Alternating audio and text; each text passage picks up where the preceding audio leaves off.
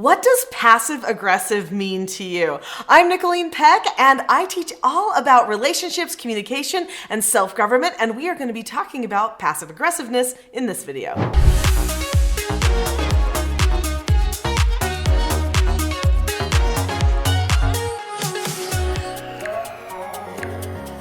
If there's one way that I'm going to power struggle with people, if I chose to power struggle, it would definitely be the passive aggressive way. And that's because I'm kind of a strong-willed person. So many people choose passive aggressiveness because they've recognized that being aggressive seems out of control. So aggressive people, they yell and get really loud. They sometimes get physical. They get really aggressive as they are attacking somebody. Their body language will be leaning in and being a little bit more confrontational. But passive aggressive people know that that just seems a little bit too much. In fact, they do not want to let on that inside of them there is a lot of aggressive going on. So they look on the outside like they are just fine. But if you can tell, that's not really just fine. So you can feel that their heart is definitely not feeling loving, connecting. In fact, there's a distance. So even if they're quiet or saying snide little things, maybe a little bit of attitude, some sarcasm, they are not being calm. They might even tell you, I am calm. I am. I'm calm. What are you talking about? I'm calm. But they're not really calm because their heart does not feel calm to you, and you know it. You can't maybe necessarily pinpoint to them exactly what is not calm, but you know that there is not a connection there. So when a person is passive aggressive, what they do is they put up an emotional wall in front of you and in front of them so that you can't break through, but somehow it doesn't seem like they're out of control. Passive aggressiveness can be portrayed in words. It can be just in an overall feeling, but it can also be in actions. I remember one time as I was at a home teaching a family the principles and skills of self-government. This was a family that had 12 children, and one of their children was incredibly strong-willed. In fact, he always looked like he had it together. He was 15 years old and he had an attitude problem. He did not want to do what his parents told him that he needed to do. Sometimes he would say, okay, but he didn't really do it. So passive aggressive people will just not follow through with things that they don't feel like they should have to do. They may not argue with you about them because maybe you're bigger, maybe you have more authority than they do, maybe they just don't want to deal with an argument necessarily, but they are not going to do something that they don't want to do. So they'll just not do it. Or do it half-hearted, trying to get away with as little as possible of an effort. Well, this boy definitely did those types of behaviors. And when it came time to discuss his attitude, to discuss his passive aggressiveness, the parents were trying to get him to understand what was calm and what was not calm. And I remember he sat there saying, I'm calm. But the whole time he was tapping his finger on the table where they were sitting. Tap, tap, tap, tap, tap. I'm calm. Yeah, stop telling me to be calm because I am calm. Tap, tap, tap, tap, tap, tap. And finally I looked at the family. I looked at the mother who was talking to her son. And I said, you can feel he's not calm, right?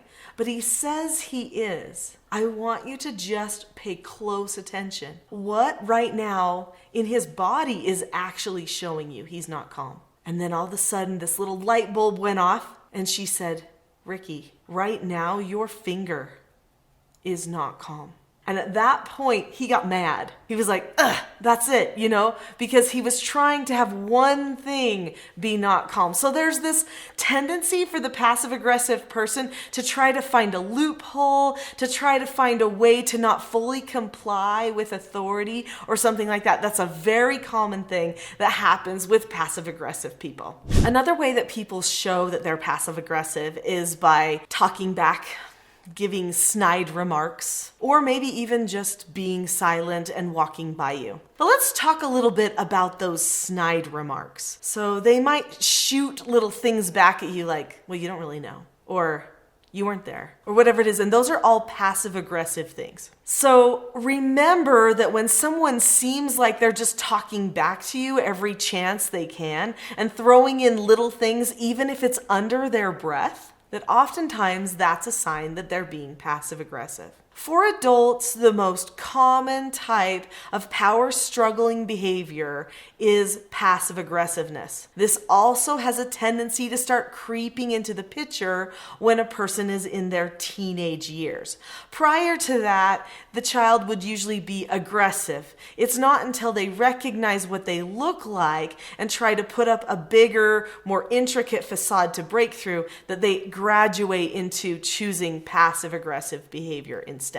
I have a little test that we're going to go through to see if you have a tendency to be passive aggressive or not, or if other people around you are, and then also some suggestions that I'm going to share with you for how you can handle passive aggressive behavior in your relationships and maybe even within yourself. But before I get to that, I would love to know in the comments below what types of passive aggressive behaviors or words and statements have you been exposed to? What types of passive aggressive situations have you been in? That would maybe help other people even recognize more what passive aggressiveness looks like, because obviously I can't explain everything. Here's a little test for you. If you're shopping in the store and it's a busy day at the supermarket and someone happens to come in front of you at the checkout line. Maybe there's all these baskets, it's unclear where the end of the line is, and someone just happens to cut in front of you. What do you do? If you are a passive person, you would just stand there and say nothing and go, oh, this always happens to me, and feel more like a victim. If you're an aggressive person, you might say, hey, buddy, get to the back of the line. I was here, or something like that. If you are a passive aggressive person, then what you might do is you might accidentally bump the person and say, oh, I didn't notice you there. Or you might say to your child or whoever you're shopping with, or maybe someone behind you, I guess they didn't recognize that this is not the back of the line. Something like that. You would try to get the message to the person without actually confronting them about the problem, but making it very clear to everyone around you that you are annoyed. Remember, the passive-aggressive person is often the loudest person in the room. So what is the solution then? Passive doesn't sound like a good idea because then you're a victim always and walked on. What about aggressive? That certainly isn't productive. And passive-aggressive just makes you feel awful and everybody else around you feel awful as well.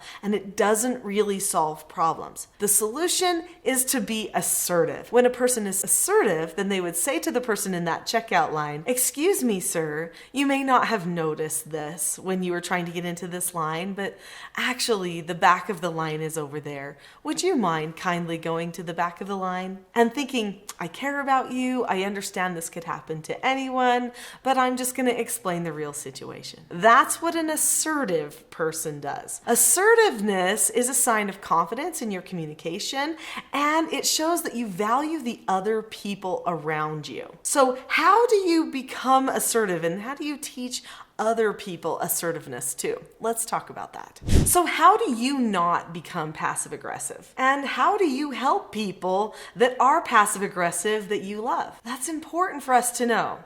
Number one thing I've already touched on, which is to become assertive yourself, which means that you have to be willing to identify the truth and act on it with patience. A person who is assertive decides not to take things personally when they do something wrong or when somebody else does something wrong. And so they communicate with themselves in a way that's productive. Do you know that you can actually communicate with yourself in passive-aggressive ways too? So a person could do something wrong. Let's say I did something that I'm not proud of or that was frustrating. I could say to myself, oh, great job, Nicholeen. You keep doing this all the time. Well, now I'm communicating with myself even in passive-aggressive ways. So if you want to conquer your own passive aggressiveness, you have to decide to first communicate with yourself in a way that is fully honest and is calm, which means you need to determine, what does calmness feel like for me? What does it feel like when I'm being assertive with myself? When I'm understanding myself, so that I can identify and take action upon the steps that I need to in order to conquer this passive aggressiveness. So for instance, I might say to myself, Nicholeen, just a minute ago, you spoke with that person and you know it didn't feel right because you were speaking in a passive aggressive way. The tone that you carried showed that you were perturbed or frustrated by them. They felt that, which damages your relationship and might even have made it so they didn't understand the real point that you were trying to make. How about you go and have that conversation again, but this time do it in a way where you remember you value them the whole time that you're talking to them. So when a person is putting up those emotional walls and being passive aggressive, they are in a selfish state. Every time we communicate with someone like that, it's because we want to be understood, but we also are feeling a little bit selfish at the time. So how do you help somebody else with their passive aggressive problems and getting those conquered? Let's talk about that. There are other videos on this channel that talk about how to conquer your own passive aggressive tendencies that go into more detail. Also videos about helping other people be able to overcome their passive aggressive behaviors and thought processes as well. But to give you a little bit of something on this video to help you with other people, I think the most important thing is to describe instead of react. When you're trying to help somebody else conquer a problem that they have, a behavior, you reacting to it will only lead to power struggling. So you have to remember that when a person is being passive aggressive, they are attempting to power struggle with you. So if you take whatever they're doing or saying personally, then you will be engaging in that power struggle, and it will just perpetuate a power struggle. It won't actually solve their communication problem. And they won't get understood either, which is really what they want. So what a wise person does is they describe what's happening. I might say to a person, right now you're talking back to me, you're saying that you don't think that I care about what you're sharing with me, and I want to talk to you about that. I want to make sure that I fully understand where you're coming from so that I can help you with this situation, but we're definitely not calm right now. And I know that when a person isn't calm, whether I'm not calm or you're not calm, when we are not calm, we can't actually problem solve this because our front brain is a little bit detached. So just explain the truth of what it is. Describe, this is what's going on. And then you say, so this is what needs to happen, right? So you would say, let's take a minute and take some breaths and get calm and feel like we're back to a place where we can connect with each other, because I'd really like to understand what it is that you are trying to tell me. So that description step is enormous. Now, of course, this does kind of require you understanding how to keep yourself calm. That is vital. So in the description of this video, there is a calm parenting toolkit that's free that you could go to if you want to. So you might want to think about doing that. Your ability to analyze yourself and your willingness to follow through on a plan to describe instead of react are some of the key first steps to helping a person recognize their passive aggressiveness and choose not to communicate in passive aggressive ways. Really, what we're talking about here is changing someone's thought processes. It takes time and usually some skill development. If you'd like to dive deeper into understanding and helping people who have passive aggressive tendencies, then you will probably want to watch my next video, which is how to deal with passive aggressive people. Click on that link now, and I'll see you there for a little bit more in-depth discussion on this topic.